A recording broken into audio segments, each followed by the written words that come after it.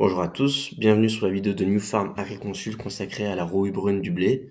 Tout d'abord, je vais présenter les caractéristiques de la rouille brune et puis vous montrer les possibilités qu'offre notre plateforme OAD.agrimétéo afin de vous permettre de raisonner au mieux vos interventions phytosanitaires.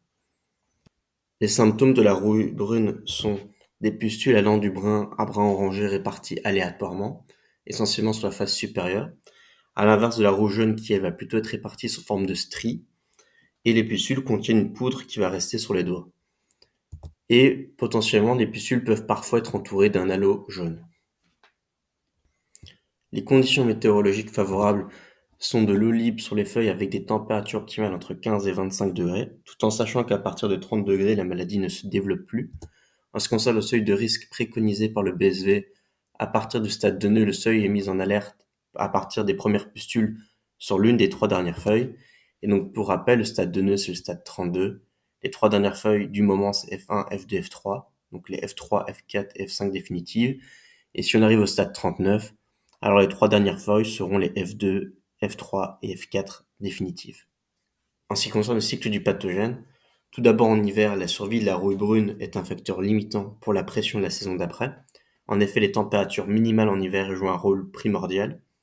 En Belgique, les premières pustules peuvent apparaître assez tôt dans la saison, mais l'épidémie se déclenchera en général pas avant la fin du mois de mai.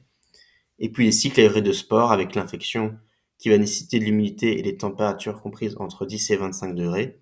Et puis suivi de la période d'incubation qui dépend de la température, et au plus il fait chaud, au plus sa période d'incubation est courte et donc les attaques explosives. En ce qui concerne la sensibilité variétale, voici la cotation maladie pour la rouille brune des variétés belges donnée par le livre blanc céréales. Au plus sa cotation est verte et élevée, au plus la variété est résistante à la maladie. Et voici la cotation pour les variétés françaises. Nous voici désormais sur la plateforme OAD.agrimétéo.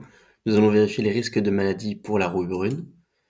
Nous pouvons sélectionner différentes stations. Par exemple, on va prendre celle de Wallonie-Est, différentes cultures, la date, stade de la culture, l'humidité du sol, on va rester sur mouillé. Puis la rouille brune et le pathogène qui en est responsable. Et on voit que pour la semaine qui arrive, il n'y a aucun jour à risque pour la rouille brune. C'est assez logique, étant donné qu'on est début avril et que les températures sont encore un petit peu trop faibles pour ce pathogène-ci. Si jamais il y avait infection, et alors il y a le temps d'incubation, c'est-à-dire le temps entre l'infection et l'apparition des symptômes, qui est de l'ordre de 7 à 12 jours pour la rouille brune. Les risques de maladies prédites par les modèles grandes cultures et légumes restent un risque basé uniquement sur les conditions climatiques. D'autres facteurs tels que les stades à risque, la sensibilité variétale, une potentielle protection fongique ou d'autres facteurs agronomiques peuvent expliquer la réussite ou non d'une infection et de son développement dans la parcelle. C'en est tout pour cette vidéo, n'hésitez pas à aller regarder nos autres vidéos sur le site agrimeteo.eu ou de tout simplement aller faire un tour sur la plateforme oad.agrimeteo.eu.